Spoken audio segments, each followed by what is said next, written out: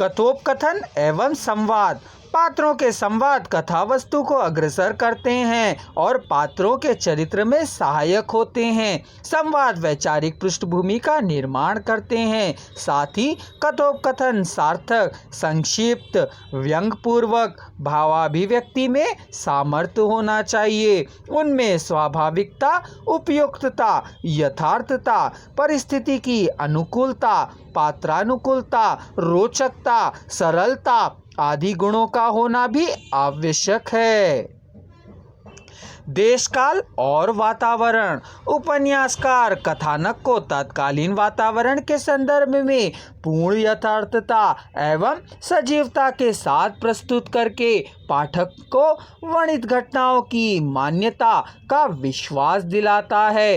प्रायः वातावरण दो प्रकार के होते हैं। पहला सामाजिक, दूसरा प्राकृतिक। सामाजिक में युग चित्रण और प्राकृतिक में प्रकृति का चित्रण आता है। भाषा शैली। भावों की अभिव्यक्ति का माध्यम भाषा ही है और अभिव्यक्ति का ढंग शैली है। उपन्यासों की भाषा शैली सरल, प्रांजल एवं बोधगम्य होनी चाहिए। उनमें पांडित्य की न्यूनता, प्रभावपूर्णता तथा लोकोक्तियां एवं मुहावरों की छटा अपेक्षित है। शैली के अनेक रूप हैं। आत्मकथा, संस्मरण, डायरी, पत्रवर्णन, प्रतीकात्मक, संकेतात्मकता, संभाषण, रूपात्मकता आदि। आधुनिक उपन्यासों में व्यंजन, प्रतीक तथा रूपक का भी प्रयोग दिखाई देता है। उद्देश्य।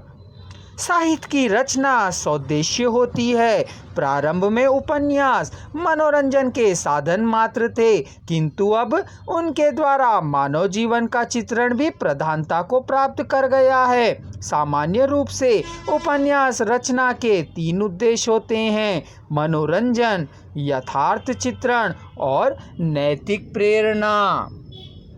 श्रेष्ठ उपन्यासकार इन तीनों तत्वों को अपनी रचना में समन्वित करता है। उपन्यास में उद्देश्य ध्वनित होना चाहिए, कथित नहीं।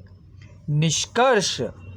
इस प्रकार हम कह सकते हैं कि आज का हिंदी उपन्यास अनेक दिशाओं में अग्रसर हुआ है। उसने जीवन के विविध पक्षों एवं रूपों का चित्रण गंभीरता से किया है। उनके भारतीय जीवन के प्रायः सभी वर्गों, समुदायों का अंकन प्रभावोत्पादक रूप में हुआ है। उपन्यास जीवन की विधि विशेषताओं के बारे में प्रस्तुत करने वाला सबसे समर्थ साधन है। युग को प्रभावित करने वाले अनेक परिवर्तनों तथा घटनाओं का वर्णन उपन्यासों में होता है। आज़ादी के बाद के उपन्यासों में नवीन जीवन के मूल्यों के वर्णन के साथ विद्रोह का स्वर स्पष्ट दिखाई देता है। कुछ उपन्यासकारों ने मानव जीवन को विकृतियां और विसंगतियों का सजीव चित्रण किया है, जिसे साहित्य में प्राकृतवाद की संज्ञा दी जाती है। कुछ लेखिकाएं नारी संवेदना को लेकर भी उपन्यासों की रचना किए हैं।